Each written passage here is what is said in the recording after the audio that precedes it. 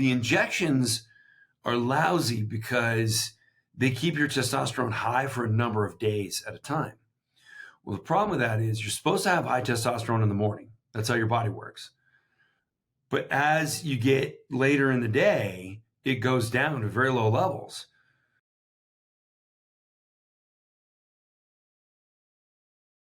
Welcome back to another episode of the Peak Performance Life podcast. Today, I am very excited to have someone on the line who I have been following for a long time, and I use one of his strength training devices, which I'm sure we'll talk about. We have Dr. John Jaquish, PhD. He has spent years researching and developing improved approaches to health. He is the innovator of the most effective bone density building medical technology, which is now partnered with the Tony Robbins and OsteoStrong for rapid clinic deployment.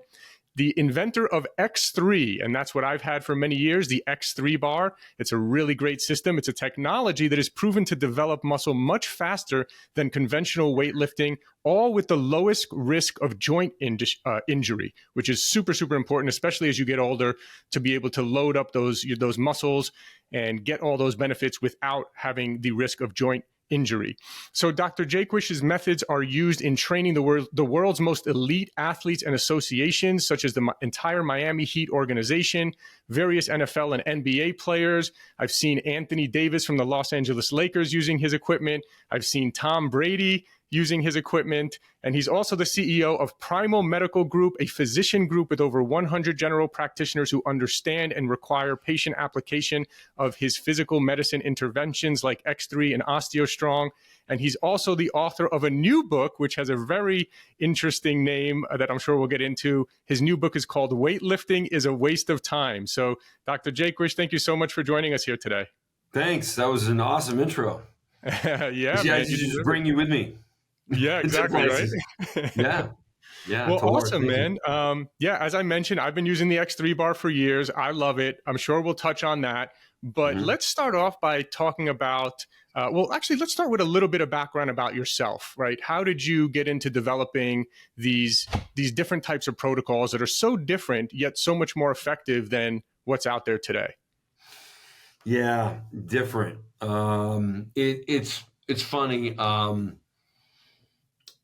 I've recently been on a whole bunch of entrepreneurship type podcasts, and I think everyone's so fascinated with the fact that like I did something that was so counter to the market.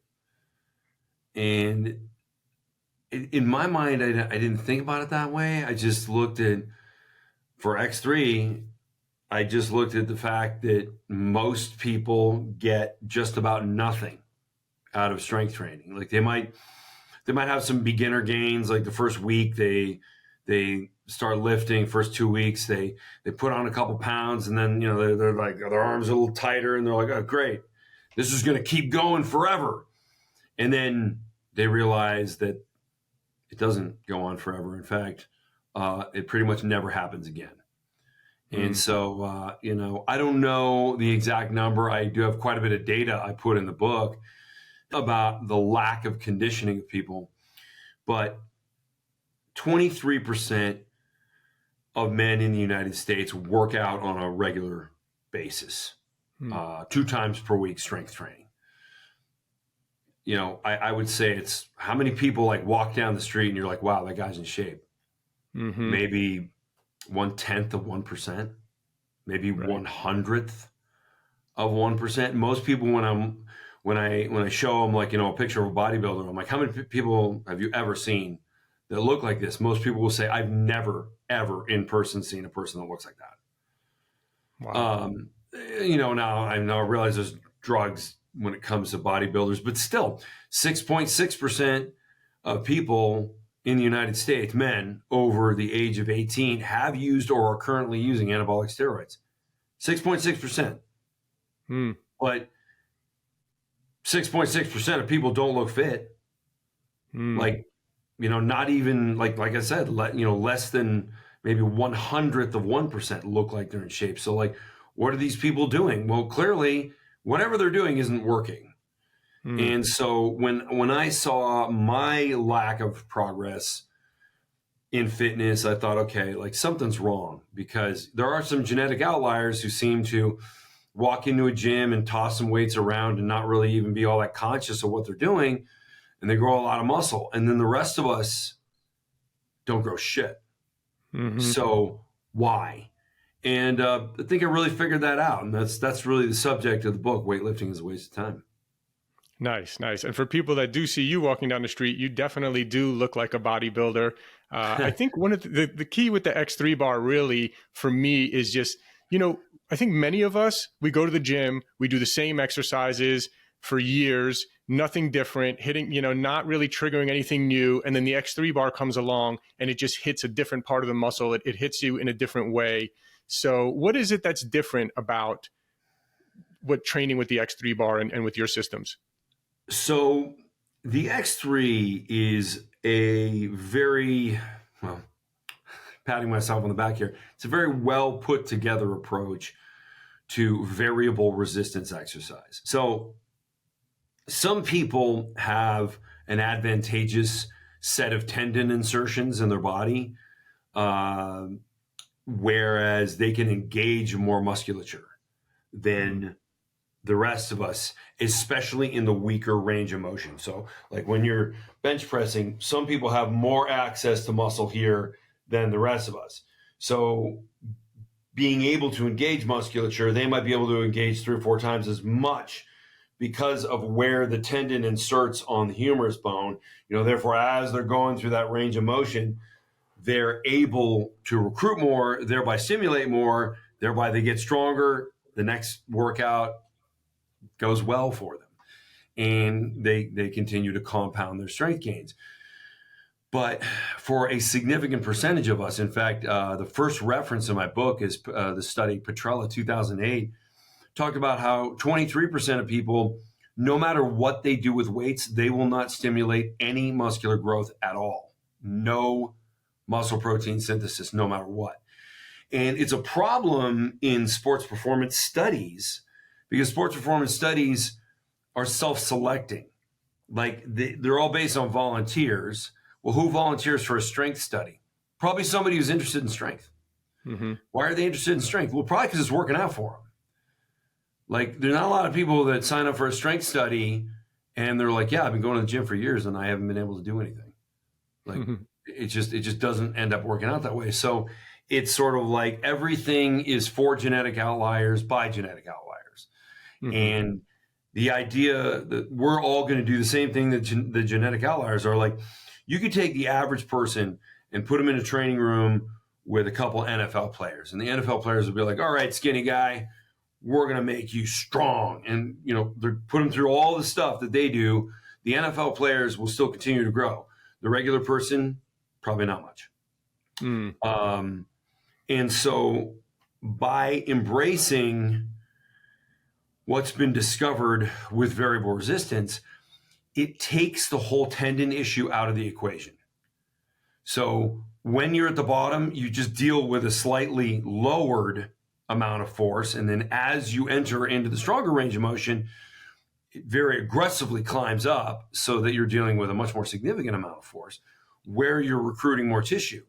And then as you do repetitions, so I'm strongest here, but let's say, so when I pick up a chest press bar, I'm holding 200 pounds here, 300 pounds here, and 550 here. Wow. And as I'm going to fatigue, all of a sudden I can't get to that 550. So I'm just doing what's called lengthened partials in that 300 pound range. And that's where the muscle is stretched. That's actually the most anabolic position for growth. And so we do extra repetitions there. And those extra repetitions really guarantee that we grow more muscle than really anything else. Yeah. Yeah. I highly recommend everyone check out the X3 bar, watch some videos about it, learn more. And if you're listening and couldn't see kind of the demonstration that he was just doing, imagine doing a bench press. Normally with weights, the hardest part is when the bench is close to your chest, whereas with the X3 bar, the hardest part is when you're extending all the way out, right? So you're literally getting the muscles working in a different position harder than they would with the weights. So right. I think it's really great. The loading is changed so that it's optimized for your capability in each separate position. Right. And you just go to fatigue in each position, gradually marching backwards. Yep, exactly. And everyone, I want everyone to hear this, because this is one of the first things that when I first heard about the X3 bar, and it was like, wait, you can do this in whatever it was, like 10 minutes a day, 15 minutes a day. And I know you look like he's, for people who aren't watching, he's absolutely jacked. He looks like a bodybuilder. And I know I heard this recently that you only worked out for, what was the number of hours or days per year that you typically work out? I'm doing something different, but last year was the year we launched the Force Bar. Now, I had my Force Bar before anybody else did. Obviously, I invented it. So now the Force Bar records all the data. So there's two versions of X3. There's one that doesn't record any data, and then there's one that records absolutely everything and gives you all kinds of great information. It's great, especially if your goal is to be as strong as possible. Mm-hmm. Being as big as possible really has more to do with exercise volume than the sort of short-term, like one set, like I've got to get more total output out of this set. So it's like for people who want to be as strong as possible, the Force Bar is amazing. So what I was doing is really narrowing down what it takes to stimulate strength. I was only doing basically one workout per muscle group per week. So one set per muscle group per week. I think I increased my strength by something like 500%. Wow. Yeah. I think I worked out 14 hours in the entire year. Incredible. Now, just so everybody knows, I'm now switching gears and I'm developing a volume program that's really focusing on muscular size. I know you're going to think it's funny. I've never focused on muscular size before. And like you mentioned, like I'm kind of bigger than most people. Just wait. The new program. Now I'm working out maybe an hour a day. So last year, 14 hours in the whole year. Now I'm working out an hour a day, and it's pretty grueling. But the results are they're there.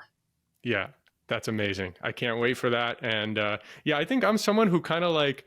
I always did a little more, even on the original X3, even though it was only like, you only have to do the minimal. I would always do more. I just like working out a little more. I think there's some people like me who just enjoy working out sometimes more than 10 minutes a day. I'd rather be in the 30 to 60 minute range most days, taking a day off here and there. But so I'm really looking forward to that. That sounds amazing. I think you'll enjoy it. Like getting the amount of protein that you need is really important. Yeah. I think a lot of people are going to have trouble getting 1 gram per pound of body weight in protein, and also vegetable sources don't count.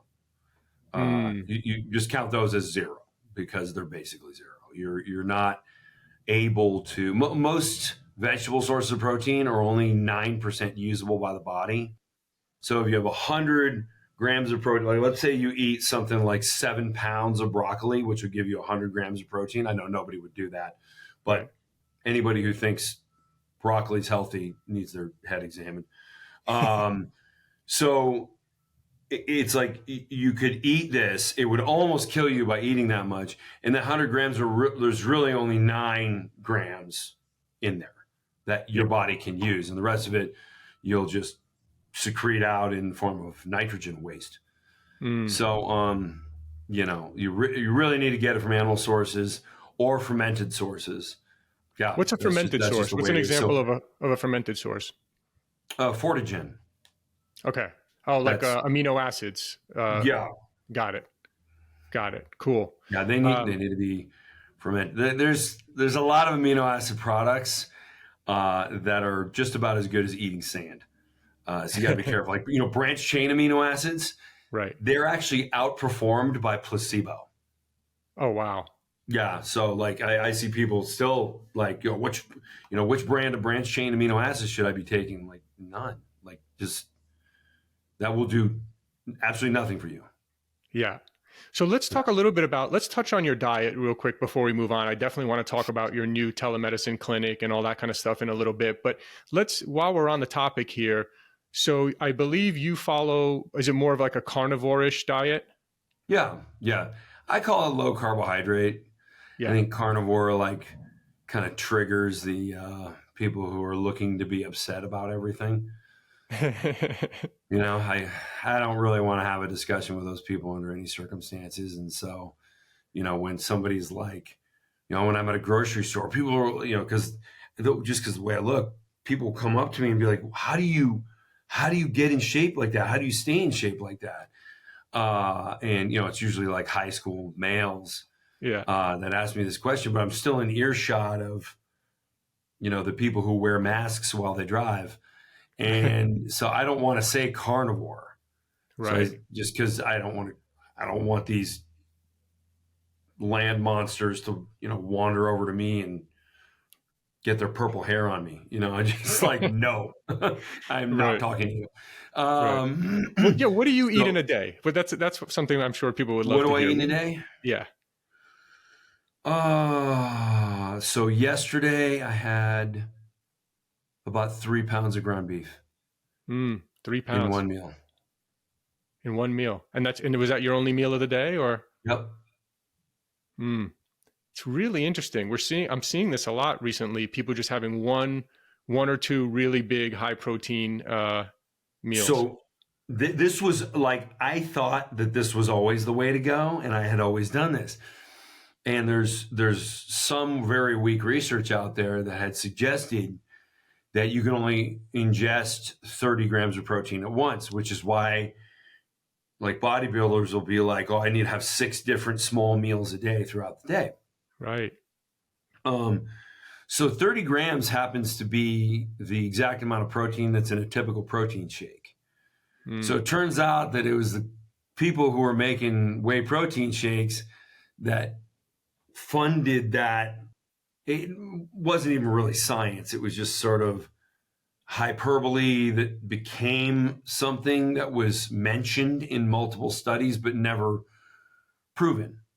And so it was like, I got thousands of people saying to me, well, you know, you're not getting most of that protein. You can only ingest 30 grams. And I'm like, well, that's weird, because I put on like 45 pounds of muscle doing this.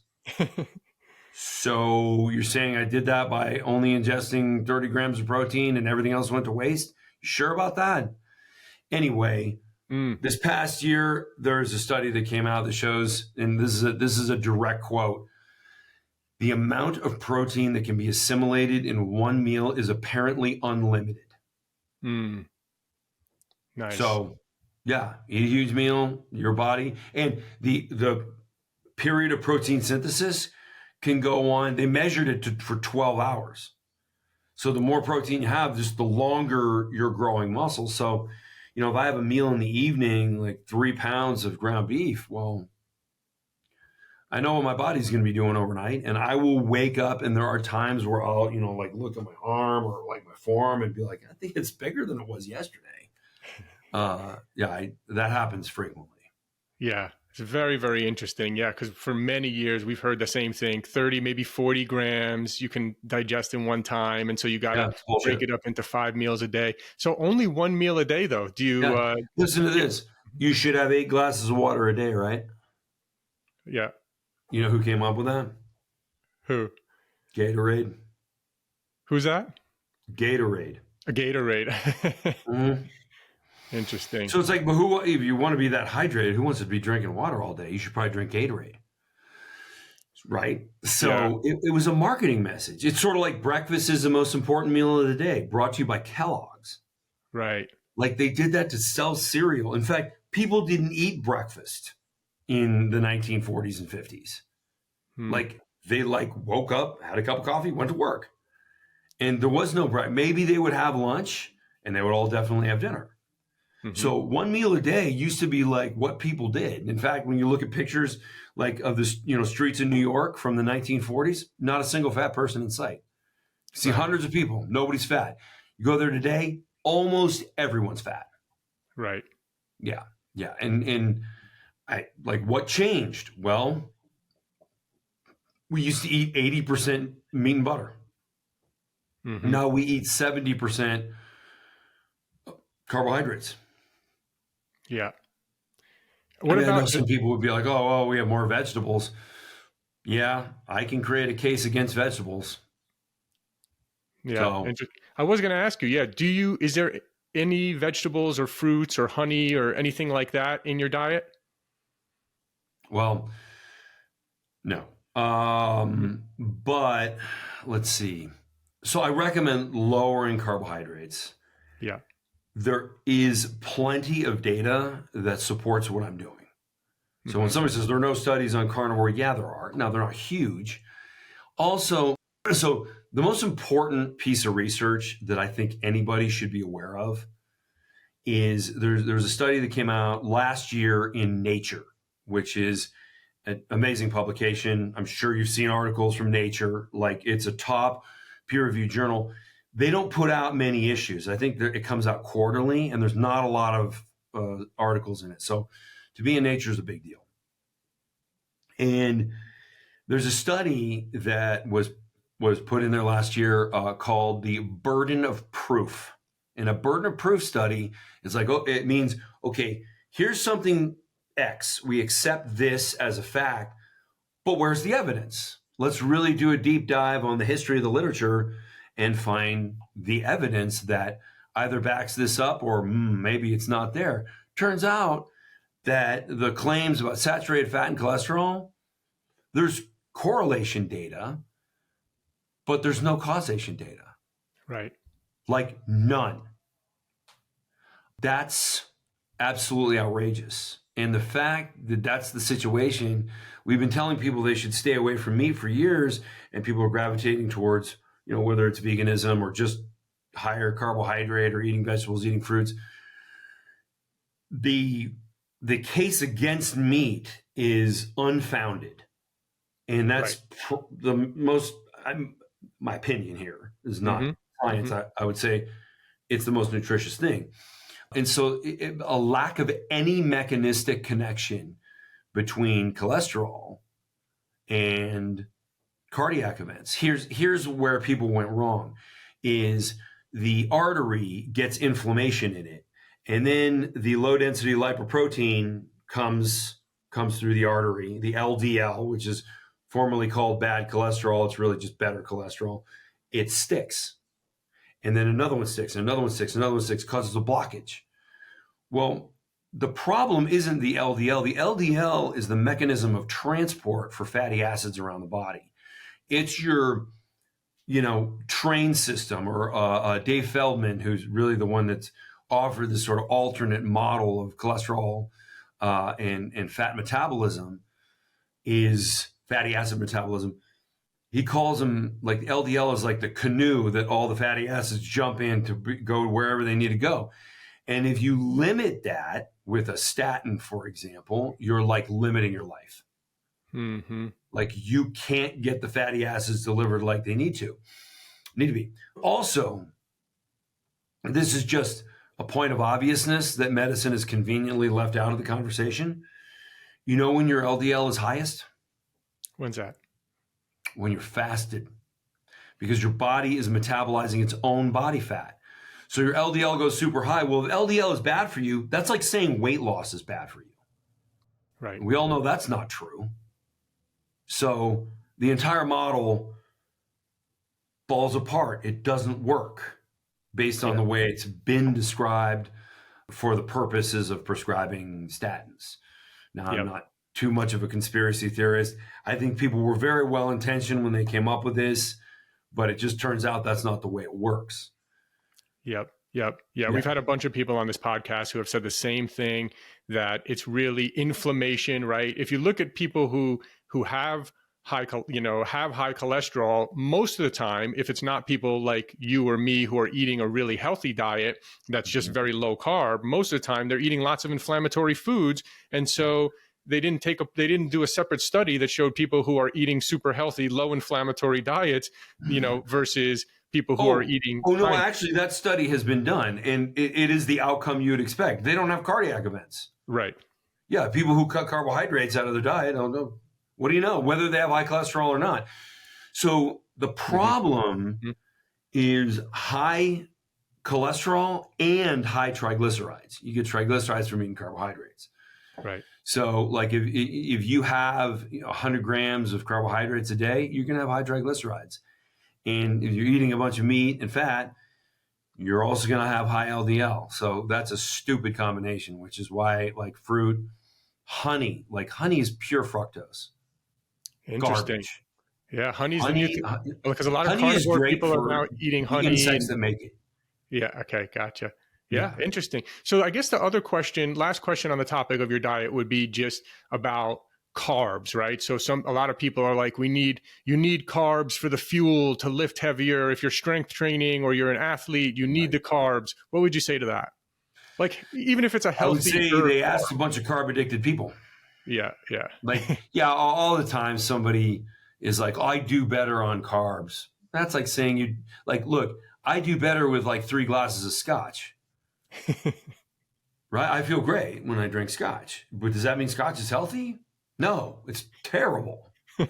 So it like, also, if you ever go low carb and then try and reintroduce carbs, and based on all the things that you've heard from these, guys who I guess they think they know something about nutrition because they have a gym membership, they're saying, oh yeah, carbs, like you can just feel like the energy and you're like, okay, I'm going to have some carbs today. It's leg day. I'm going to smoke it. Like I'm going to have like superhuman power because I've been like away from carbs and now I'm going to introduce some and I'm going to feel great. You feel like shit when you condition your body to burn ketones instead of carbohydrates. Like you have a bunch of carbohydrates and you go and you're like, where's all this energy? I feel awful.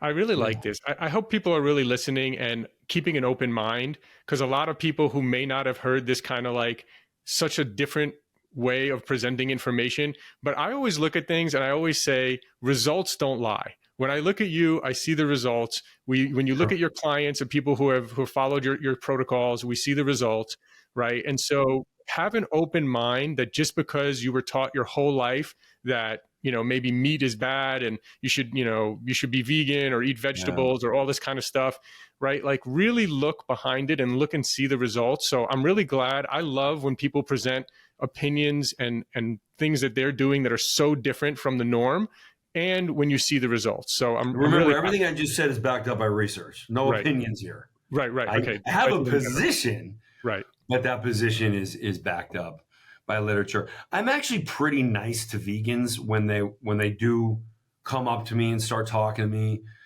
I'm like, oh, okay. I mean, you want to save animals. Great. Did you know 7 billion animals a year are, ground up or poisoned or shot for the sake of vegetable farming? Like any species that's growing is taking away resources from another species.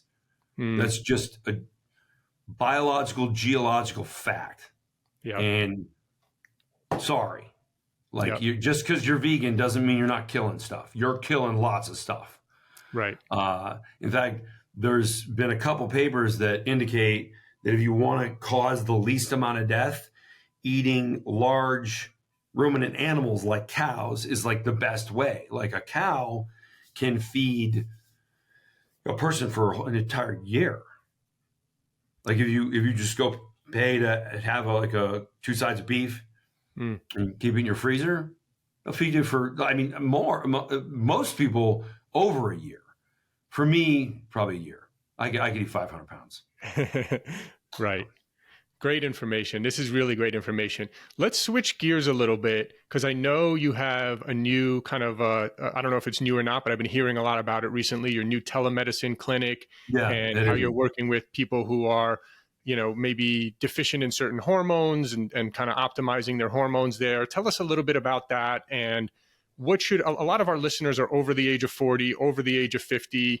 They may be a little afraid of using hormone optimization or things like that. Tell us a little bit about your thoughts around that and your telemedicine clinic.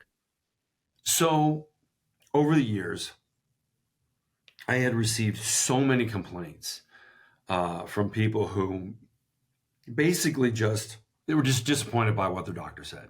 Like, oh, my doctor said I shouldn't be eating meat, but you're telling me to eat lots of it. Okay, well, I can't legally tell people just don't listen to your doctor. But I can say, wow, if it were me, like I would want a doctor that's maybe a little bit more aware of current nutrition information, because they're contrary to what vegans will tell you. There's plenty of literature that says meat is extraordinarily healthy and it's exactly what we need. And if we don't have it, we're deficient in all kinds of things. That's just not the ultra biased data that they share with each other. So they imagine because they haven't seen it, it doesn't exist, but they all want to go to like some political and religious echo chamber, like Food Lies. Was it Food Lies? No, nutritionfacts.com. There's no facts on nutritionfacts.com. It's just bullshit. But that's where they go, and they think like, oh yeah, I'm so much more educated on nutrition. No, you've been like uneducated. You're worse. You're poorly informed now. Before you just didn't know anything. You were way better when you didn't know anything. So yeah, like that's just the situation. And then, so yeah, what prompted you to do the telemedicine clinic and start focusing on hormone optimization? So many people kept saying like, I don't really like my doctor. Like he sucks. Right. He keeps telling me to eat this garbage diet, which will guarantee I'll never grow muscle. I asked him questions about exercise. Doesn't know the first thing. Like just sort of shrugs his shoulders like, oh, I don't know anything about that. Right. You know, I mean, and even with the statin issue, right? It's like how many millions of people are prescribed statin and the doctor doesn't even ask them what they're putting in their body. Right. It's incredible. Yeah. Yeah. I mean, your health is a direct reflection of what you're eating, and physicians, they don't make any connection typically. And that's what they're taught. It's like now you got people from the AMA saying obesity is just genetic. There's nothing you can do about it. Oh, that's weird, because I was just talking about pictures that were taken in the 1940s and nobody was fat. That it's the same genetics, guys. Like those are our grandparents. Right. Why are we all of a sudden fat when our parents and grandparents weren't? Like that doesn't make sense. Yep. So yeah, it's clearly not genetic. It's completely lifestyle based. And that's the way it is. Yep. And I know you were talking, I saw recently, I got an email from you about a new form of oral testosterone. That you're really excited about. So two things happened at once. So I started Primal with a couple guys who were planning on doing something in this space. And the objective is we're going to have smarter doctors that are actually aware of what's going on in nutrition. And they're going to have some heavy education in nutrition. That's a requirement for being a primal physician. Then we also work on hormone optimization because of poor diets, because of soy, tofu, all kinds of garbage. We've been eating chronic cellular inflammatories, like that sends testosterone down. And almost everybody who's over maybe 35 is low in testosterone. So we have an approach to treating that. We have a different approach than most places. So we can prescribe all the same stuff. These are regular doctors that can prescribe you anything you need. So Primal is supposed to replace your regular doctor. That way you don't have a doctor who's telling you to do all kinds of stuff that you know is not great. Like you don't want a doctor like that. You want a doctor that actually understands like sports performance. So these physicians, when it comes to hormones, we have a completely different position on testosterone. So what we have is an oral solution as opposed to injections. So a lot of different TRT clinics over the years have, like, some of them did creams for a while, but those weren't very effective. You kind of need to like cover your entire body in the stuff to get any decent absorption. And then of course you can't wash it off because it absorbs throughout the day. And then if you kind of cuddle with your wife, she starts growing a beard. because she's getting the stuff too. So that was not a very good solution. The injections are lousy because they keep your testosterone high for a number of days at a time. Well, the problem with that is you're supposed to have high testosterone in the morning. That's how your body works. But as you get later in the day, it goes down to very low levels. If you have high testosterone at night, then your body starts creating a countermeasure called SHBG, sex hormone binding globulin. Sex hormone meaning testosterone, binding meaning it grabs a hold of testosterone and makes it inert. So it's your body sensing that there's too much. So the body's canceling it out, which is why it takes about 60 days for SHBG to catch up to somebody who's using exogenous testosterone. This is why steroid users do cycles. Like they do it for a certain amount of weeks. And what they'll do typically, like an advanced cycle, is they'll be on a certain amount of drug for 60 days. And then instead of going off, they bump up the dosage by 50%. And leave it there another 60 days. And then SHBG catches up again. Then they add to the dosage again. So they're like, and then they take some time off, let all the drugs cycle out of the system, have all kinds of emotional catastrophes, and they're miserable. And then sometimes they have an estrogen rebound and they grow breast tissue, and it sounds great, right? And then they have to start the whole process over again. Yeah. Sounds like a real pain in the ass. Right. And why would anybody do that? So doing this oral testosterone therapy, number one, it's not suppressive, meaning it doesn't shut down your natural testicular function like the injections do. Oh, wow. So because it only cycles up and down each day, it's additive to your natural production as opposed to replacing. Wow. Yeah. Then it doesn't convert to estrogen because it's then low at night. So you just get the benefits without the side effects. Also, there's no needles. So like traveling with this stuff, like as a guy who's traveled, like I used to fly 200,000 miles a year, you know, you land in like Dubai or Abu Dhabi or something like that, and you got a bunch of needles with you. You're going to spend another 2 hours answering questions about those needles. Right. Like, that's just the way it is. Like, they don't like anything coming into their country that they don't understand. And they're going to, like, they'll let you have it if you have your little prescription, you know, tag or some prescription on a bottle, but they're going to make you suffer.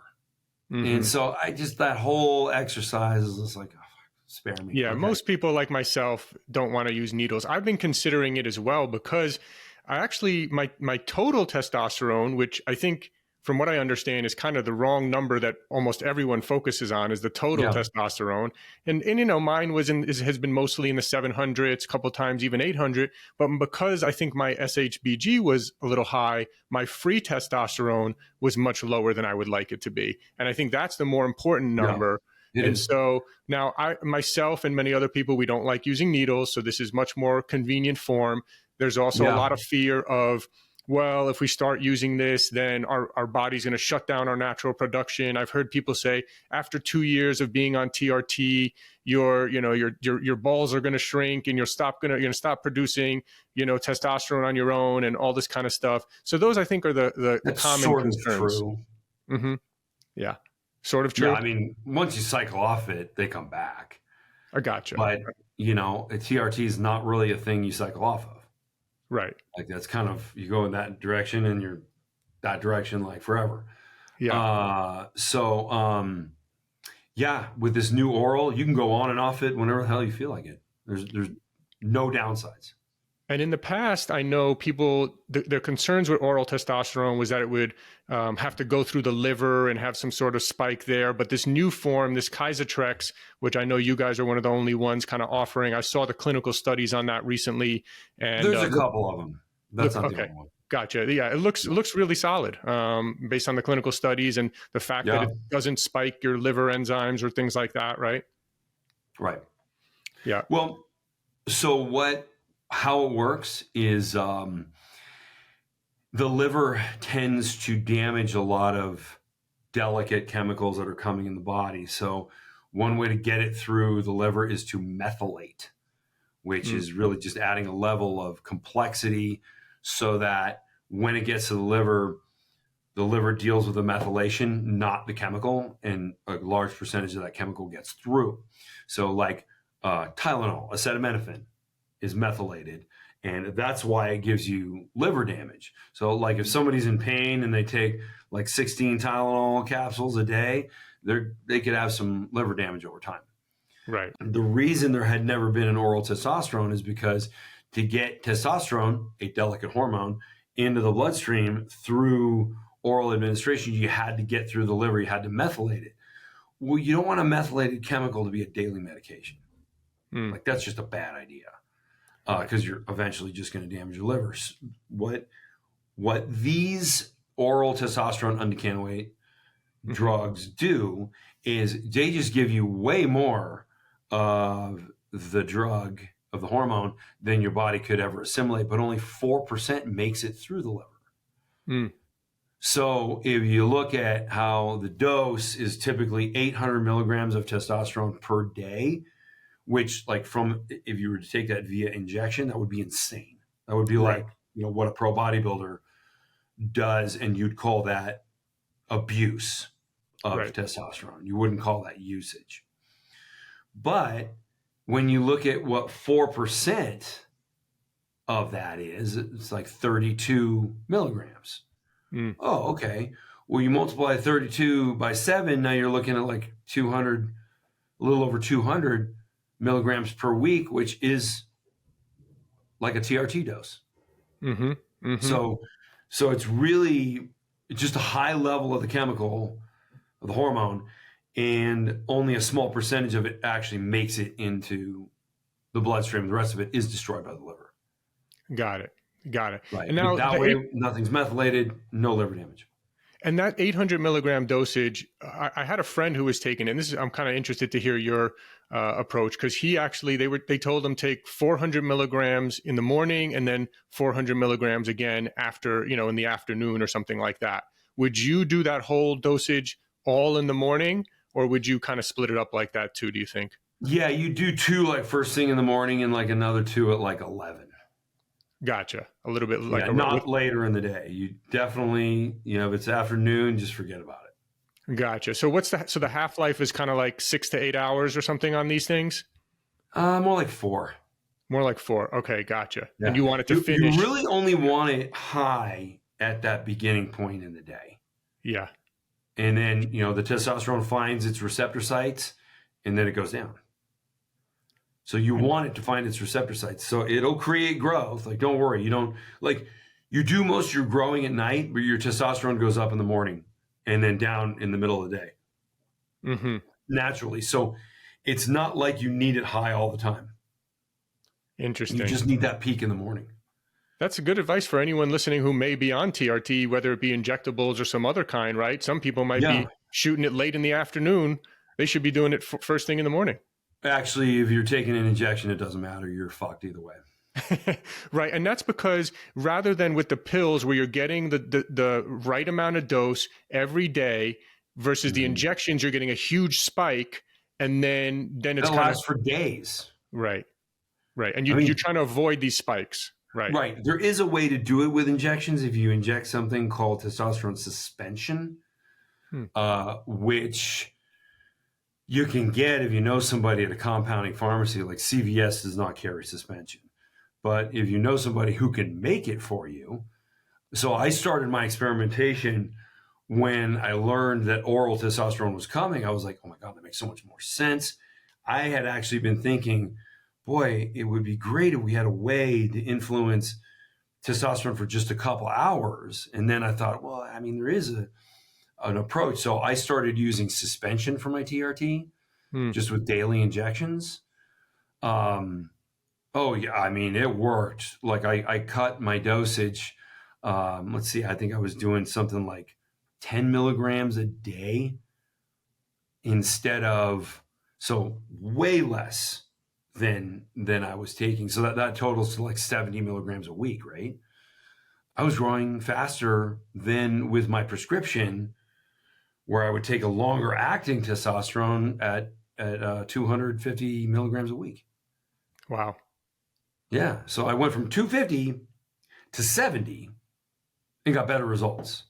So like the timing matters a lot more than the amount. That's great information.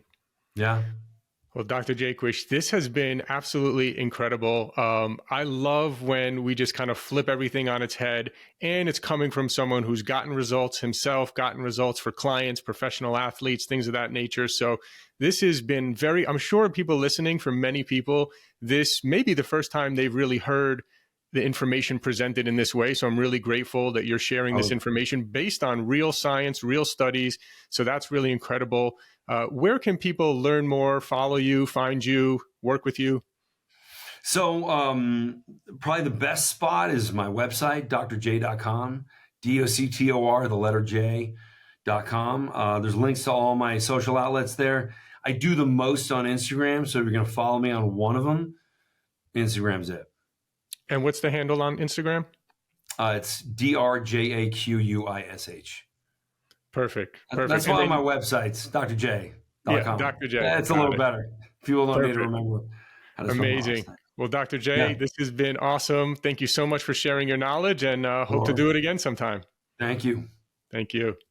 Thanks for listening. If you enjoyed the episode, can you please leave us a rating or review and subscribe? I've realized that while we have actually increased our downloads a lot, we're actually getting a lot of downloads, which I'm really happy about. We actually have very few ratings. And I realized that I've never asked people really to rate much. So I'm asking you now if you could please rate and review and subscribe. And if you enjoyed the episode, please forward it along to anyone that you think will get value out of this. Also, if you haven't checked out our line of products at buypeakperformance.com, you get 20% off your first order. That's www.buypeakperformance.com. We have some incredible products, including our organic high-altitude coffee. If you don't know this, coffee is one of the most heavily sprayed with pesticides out of any crop. So it's really important that you drink organic coffee. We've gone above and beyond to source what we believe is the highest quality and healthiest organic coffee in the world. We're also famous for our organic green superfood powder. You can get 20% off of that as well at buypeakperformance.com. We also have an organic vegan and paleo plant protein. See, most of the vegan proteins out there are using brown rice protein, which is really not a good source of protein, and it's also a grain. And if you're paleo, you know that grains tend to cause inflammation in some cases for some people. And so we wanted to make one that was paleo friendly and vegan and organic. We made an amazing amino acid profile, so it's really one of the best plant proteins for muscle building. So you can check out Peak Performance Organic Plant Protein. You can find that on our website. Of course, all our products are on Amazon as well. So thanks again. And again, please, if you enjoyed the episode, please forward it along to someone who you feel can get value out of it. And please leave us a rating, review, and subscribe. Thank you.